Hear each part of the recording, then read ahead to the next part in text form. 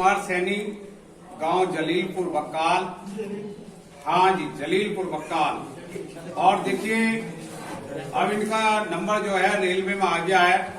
अब ये बताएंगे आपको कि किस ढंग से सरकारी नौकरी तक इन्होंने इनका सफर हुआ, किस ढंग से नौकरी लगी, ये बताएंगे रवि कुमार। जैसे कि गुरुजी ने बताई दिया, मेरा नाम रवि कुमार, जलीलपुर बक्काल मेरा गांव है। मैंने अपने गांव से ही 10th और 12th किया है। उसके बाद में मैंने ग्रेजुएशन किया अमरोहा JS से। 12th होने के बाद पहले तो घर की स्थिति इतनी अच्छी ना थी। जब 12th हुआ था उस टाइम पे, जब 12th हुआ उसके 1 साल बाद ही भैया की जॉब हो गई थी CRP में। स्टेनो बनी हुई भैया, बड़े भैया CRP में स्टेनो, मोहित कुमार नाम है। कुछ ने देखा भी होगा शायद या ना देखा हो। ये नए वाला है, बात में लगे थे। हाँ, वो भी यहाँ से लगे भैया, वो भी यहीं से लगे हैं। CRPF में स्टेनो बन गए। तो जब घर की स्थिति इतनी अच्छी ना थी, भैया की नौकरी लगी। मैं इतने गाँव में पढ़ता था, पास में कैलसा है, मैं वहां जाता था अपना 6-7 महीने कोचिंग की। फिर भैया ने तो यही कोचिंग की थी। जब भैया की नौकरी लग गई तो भैया ने मुझे यहाँ भेज दिया। भाई मैं यहाँ 18 में आया था शुरू में। पुलिस का पहला एग्जाम निकाला था मैंने यहीं से, तो उसमें मुझे अंडर हाइट कर दिया। फिर गुरुजी से कहा मैंने, गुरुजी अंडर हाइट कर दिया। गुरुजी ने कहा चलो कोई ना, अभी उम्र थोड़ी निकल गई है। अभी मेरी जब उम्र हुई थी 17.5-18 थी जब हो गया था। फिर दूसरा एग्जाम दिया मैंने, दूसरा ही पुलिस का ही दिया था। उसमें भी मैं अंडर हाइट हो गया। मैंने गुरुजी से कहा, गुरुजी ने कहा चलो देखो क्या पता अच्छी नौकरी नसीब में हो। 2019 की बात है। बस तैयारी में लगे रहे। फिर जब तो इतनी मैंने सोचा था कि मैं वैसे कंपटीशन करके नौकरी ले लूंगा, लेकिन शॉर्ट हैंड पे इतना ध्यान ना दिया था, शॉर्ट हैंड और टाइपिंग पे। तो फिर मुझे लगा कि बिना शॉर्ट हैंड और टाइपिंग के बात बनने की नहीं है बिल्कुल भी। मैंने शॉर्ट हैंड और टाइपिंग चालू की अच्छे से पढ़े करके। टाइपिंग की स्पीड भी मेरी ठीक ठाक थी, 60, 65, 70 तक कर लेता था मैं गैल पे। हिंदी की, इंग्लिश की भी 40-45 थी। टाइपिंग वाइपिंग की तैयारी की। उस टाइम पे, मेरे टाइम पे तो खैर स्टेनो क्लर्क नहीं आई थी जब मेरी एज हुई थी। फिर उसके बाद में लॉकडाउन लग गया, 21 में सभी को पता है। तो फिर ऐसी कोई खास वैकेंसी आई ना। 19 में ये NTPC क्लर्क के फॉर्म डाल रहे थे, टाइपिंग वाइपिंग मांगी हुई थी। मैंने देखा, नोटिफिकेशन पढ़ा सही से, टाइपिंग वाइपिंग थी, मैंने भर दिया। हिंदी की टाइपिंग अच्छी थी मेरी, हिंदी डाल के पेपर हुआ 20 में। 20 के बाद में 21 में लॉकडाउन लग गया। 1 साल कुछ ना हुआ। पहले पेपर में तो मेरा NTPC में नंबर आ गया। फिर 22 में दूसरा पेपर हुआ, 2022 में। 19 की वैकेंसी थी, 21 में पहला पेपर हुआ था, 22 में दूसरा हुआ था। जब 22 में मार्च में दूसरा पेपर हो गया तो उसमें मेरे 64.33 नंबर थे और कट ऑफ थी 51 पर, 51 पर। तो टाइपिंग भी थी, टाइपिंग भी उसमें ऐसा लग रहा था जैसे होगी या ना होगी, क्योंकि बैक स्पेस था नहीं रेलवे में, करंट वर्ड पर भी नहीं था। बस मैं टाइपिंग वाइपिंग गुरुजी की पूछा मैंने, गुरुजी टाइपिंग है मेरी, अब क्या करना है। गुरुजी ने टाइपिंग की तैयारी कराई बहुत अच्छे से, इतनी अच्छे से तैयारी करा दी थी गुरुजी ने टाइपिंग की कि मैं 60 की स्पीड बिना बैक स्पेस के यहाँ निकाल देता था।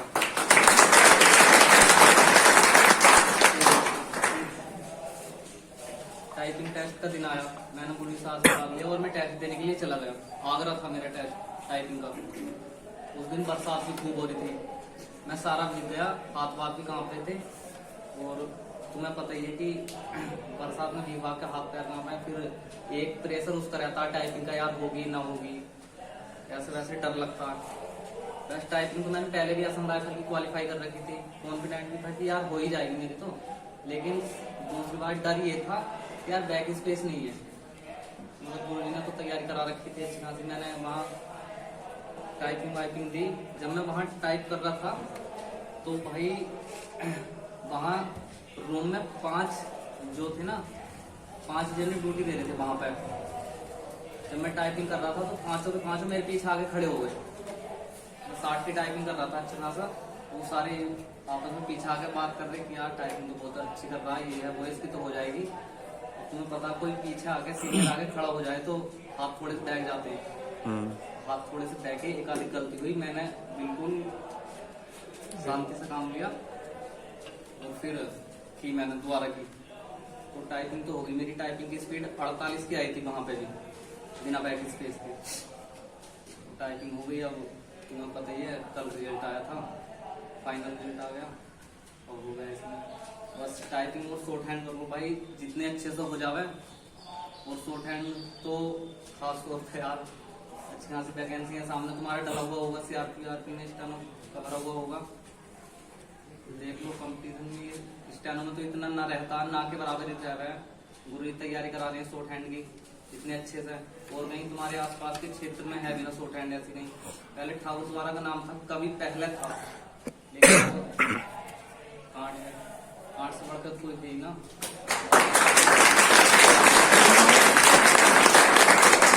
देखो जी, नौकरी लग रही है या नहीं? लग रही है। लग रही है भू? Yes sir. कोई एक मैं गारंटी देता हूँ, यहाँ से लेकर इलाहाबाद तक, यहाँ से लेकर इलाहाबाद तक इतने ज्वाइनिंग ला सकता कोई, और इससे सस्ती फीस में नहीं पढ़ा सकता, समझे? ये बात तो सही, गुरु से सस्ती यहाँ से सस्ती फीस कहीं नहीं है, समझे? और आप ये लगा लो, हाई कोर्ट का रिजल्ट जिस दिन आगा तो हल्का बचा दूंगा। हाई कोर्ट का रिजल्ट जिस दिन आगा तो हल्का मचा दूंगा। और बता दिया हूँ, जिस दिन CRP का आगा, CRP में ये बता दिया हूँ, अगर एक बालक भी CRP वाले रखेंगे तो वो राम सिंह सेंटर पट्टी मोड़ा कांट का एक भी रखे जाएगा। और अब क्या मैंने UPP में भी एक टारगेट बनाया है, 150 बालकों को UPP में भेजूंगा, समझे? 149 नहीं हो सकते, 151 हो जाएंगे, ये मेरा वायदा है। 149 नहीं बनूंगा, 151 हो जाएंगे, ये गारंटी है मेरी। अगर किसी को विश्वास नहीं होगा तो स्टाम्प घर से लावे, आप स्टाम्प पे लिखवा ले। अगर नंबर ना आवे तो जितनी भी फीस वो दे रहा है उसका गुणा 10 गुना कर दियो, वो मैं आपके पास दे दूं।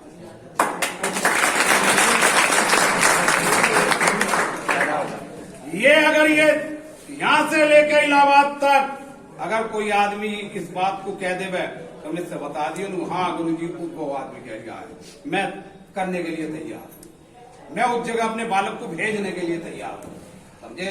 लेकिन ऐसा नहीं कह सकता आदमी हाई स्कूल इंटर के रिजल्ट को भी वो कहेगा नु ऐसा है, जबकि ये पता हाई स्कूल में अरे 33% आगे तो फर्स्ट डिवीजन हो गई, 45 आगे तो सेकंड हो गई, और 60 आगे तो फर्स्ट क्लास हो गई है।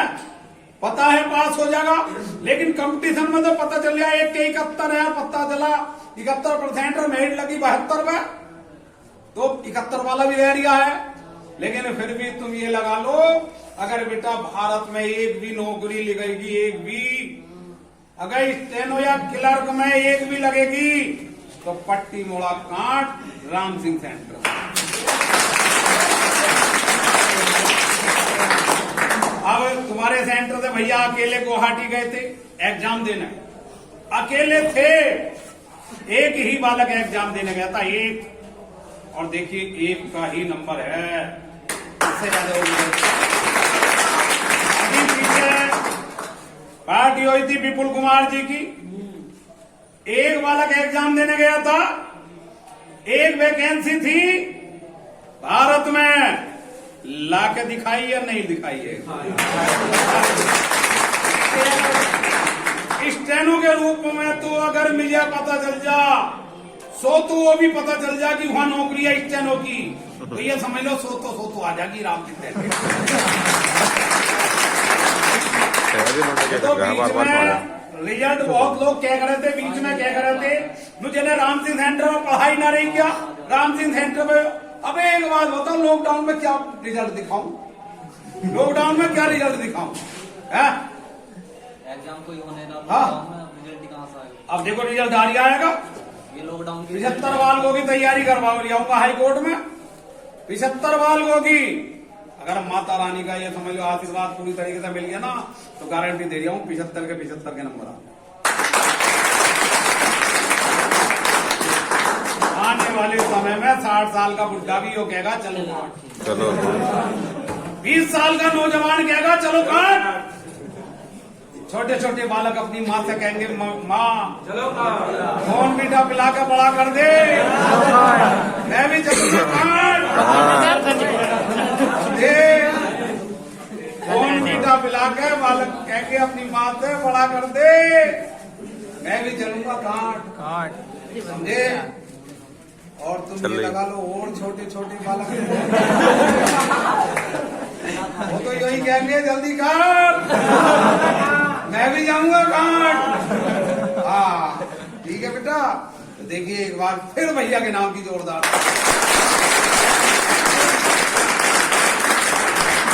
देखिए सबसे पहले अपने आप को बदलना पड़ेगा। एक बात बताओ बेटा, अगर मान लो हम जो है पेड़ काहे का बोंगे, अगर कीकर का पेड़ बोंगे तो उस पे आम लग जाएंगे? नहीं लगेंगे। तो पेड़ आम का ही तो बोना पड़ेगा अगर आम खाने तो है। अगर हमें कोई कहे कि साहब हमें सचिन जैसा बनना है, अगर सचिन जैसा बनोगे तो ये समझ लो क्रिकेट सचिन जैसे की तो मेहनत करनी पड़ेगी। मेहनत उतनी तो करनी पड़ेगी जितनी सचिन ने करी है। सचिन ने दिन रात नहीं देखा था, अपने हाथों को नहीं देखा था, हाथों में खून छिनके करता था, समझे। जब अर्जुन ने भीम को देखा रात में अंदर जाके मकान में, तो भीम खाना खा लिया था। तो अर्जुन बोले भाई भीम नुहा, अब यार खाना तेरे मुंह में को जा रहा है, नुहा इसे तो आदत पड़ गई हाथ को, ये तो मुंह में ही जाएगा। तो बोले यार आदत पड़ गई। तो अर्जुन ने फिर इतने बाण चलाए बाहर जाके, मैं भी अंधेरे में जो हूं बाण चलाऊंगा और मैं भी अंधेरे में निशाना मारूंगा, मेरे भी हाथों को आदत पड़नी चाहिए, समझे। तो इसलिए मैं आपसे कह रहा हूं बेटी, आपको भी पढ़ने की आदत पड़नी चाहिए, समझे। आपको शॉर्ट हैंड लिखने की आदत पड़नी चाहिए। आप अंधेरे में नहीं, अगर महाघोर अंधेरे में बैठ जाओ तो पता चल गया है आपकी स्पीड जो है 50 की नहीं, टाइप की 60 शब्द प्रति मिनट की आनी चाहिए। तो आज जितनी मेहनत, अगर आप नौकरी वाला बनना चाहते हो तो नौकरी वाले जैसी मेहनत करोगे या नहीं, तभी तो बनोगे। पता चल गया हम काम तो कर रहे हैं लफंगे जैसे और सोच रहे हैं नौकरी वाला बनना, तो बन जाओगे? नहीं बनोगे। तो एक तो बेटा अपने आप को गलत बालकों से, गलत सोसाइटी से बिल्कुल अलग है। अगर तुम्हें कोई लगता है कि ये बालक थोड़ा सा गलत है तो बेटा उससे साइड कर लो, बिल्कुल साइड, समझे। क्यों? अगर हम अपने माँ बाप को खुश नहीं कर सकते तो बेटा दुखी करने का अधिकार नहीं है हमें अपने माँ बाप को दुखी करने का अधिकार नहीं है। अगर आप गलत सोसाइटी में बैठ रहे हैं तो आज नहीं तो कल आपके माँ बाप दुखी होकर रह जाएंगे, समझे। और दुखी इतने होंगे, बहुत ज्यादा दुखी होंगे। सोसाइटी बहुत बड़ा असर डालती है जीवन में, समझे। सोसाइटी से ज्यादा कोई असर नहीं डालेगा। अगर आप पढ़ने वाले बालक के साथ रहोगे तो बेटा आप पढ़ने वाले बन जाओगे। और आप उसके साथ रहोगे ना जो दारू पी रिया, गुटखे खा रिया, मतलब इधर उधर घूम रिया आएगा, तो वो आज नहीं पियोगे तो कल पियोगे, कल नहीं पियोगे परसों पियोगे। और एक दिन उसे दिख गई ना तुमने कर दिया तो वो कहेगा अरे खांसी हो रही है, तो एक ढक्कन पी ले खांसी ठीक हो जाएगी। एक ढक्कन पी ले खांसी ठीक हो जाएगी। और बेटे आज अगर तुमने एक ढक्कन पी लिया तो कल को तुम्हारे हाथ में गिलास पकड़वा देगा वही, तो ये कह देगा तेने कल पी है, कल पी है, कसम तेरी कल टूट गई, कसम तेरी कल टूट गई है। और आज अगर वो पिलागा तो एक दिन तुमसे ये कह देगा ऐसा कर आज 500 रुपए तू भी जमा कर दे, और रोज पिला लिया हूं। हाँ, और फिर तुम्हें ऐसी आदत पड़ जाएगी बेटे, फिर ये नहीं देखोगे घर की लुटिया भेज, समझे। तो सबसे पहली बात है संगति, अच्छी संगति में बैठो, अच्छे बालकों में बैठो, अच्छी जगह बैठो, गांव में भी अगर जा करो और कुछ गलत दिखाई देगा तुम्हें तो बेटा उसके थोड़े मत बैठो, समझे। लगाओ पूरी ताकत जितनी शरीर के अंदर रहेगी। और देखिए आप अपने आप में कुछ ज्वालामुखी बनाकर रखो, समझे। अगर कोई तुमसे कह जाए कि कहां जा लिया है, राम सिंह सेंटर में पढ़ाई नहीं है, तो उससे कहिए पढ़ाई नहीं है, ज्वाइनिंग है। हाँ, तू पढ़ाई कहीं अलग करता रहेगा, हम ज्वाइनिंग करेंगे राम सिंह सेंटर पे। हम क्या करें, राम सिंह सेंटर से नौकरी लेके जाएंगे। हाँ, समझे। पूरी ताकत। और उसके बाद में जिस दिन तुम्हारा नंबर आ जा, बढ़िया वाला रसगुल्ला 500 रुपए किलो वाला, जो बढ़िया से बढ़िया आवे, और उस अपने हाथ से खुलाना रसगुल्ला अपने हाथ से खुलाना रसगुल्ला। मैं गारंटी दे रही हूं बेटे, हल्का जहर का काम करेगा, जहर का नहीं, सल्फात की गोली का काम करेगा। वो रसगुल्ला जहां जहां जाएगा वहीं दर्द होता चला जाएगा, उस जगह ही दर्द होता चला जाएगा। हकीकत है ये बेटे। और जो भी तुम्हारे पड़ोसी अड़ोसी जो थोड़े से क्या मैं तुमसे चिढ़ते हो, एक रसगुल्ले का डिब्बा, एक बर्फी का डिब्बा बढ़िया वाला, एक को खिलाइए सब। और शाम को फिर ध्यान करो, शाम को ध्यान करो बेटे, चूल्हे में धुआं नहीं उठेगा, उनके दिलों में धुआं उठेगा। अगर किसी के लड़का है तो लड़के को गाली देगा, और किसी के लड़की है लड़की को गाली देगा, बिल्कुल देगा। और तुमने मेहनत नहीं करी और दूसरे का नंबर आ गया तो बेटे वो स्थिति तुम्हारी हो जाएगी। तो ऐसा है, आज सोचो कि कल को जो विज्ञापन आ रहा उसमें हर बालक का नंबर आना चाहिए, समझे। हर बालक का नंबर आना चाहिए। ऐसा नहीं है कि पता चल गया है कि गुरुजी हम थोड़ी सी मेहनत और कर लेते तो नंबर आ जाता, ना, उससे दूनी मेहनत करो। अभी तो भैया का एक ही ज्वाइनिंग आया है, अभी कई सारे हो, समझे। अभी कई सारे ज्वाइनिंग है। मैं बालक को बैठा नहीं देता। तुम्हारे सेंटर के बालक पर्सनल सेक्रेटरी तक पहुंच गए, पर्सनल सेक्रेटरी पीएस बन गए हैं, समझे। और विधानसभा में वैकेंसी आई है, अब अगले महीने में विज्ञापन निकल जाएगा, समझे जी। अगले महीने में विज्ञापन निकल जाएगा विधानसभा में।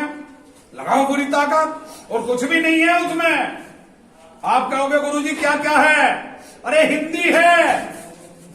कोई कह रहा मेरी अंग्रेजी बेकार है, मत पढ़, हिंदी पढ़ ले।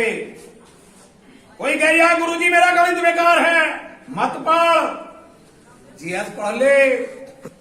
दो विषय हैं, थोड़ा सा कंप्यूटर करना और टाइपर शॉर्टहैंड है।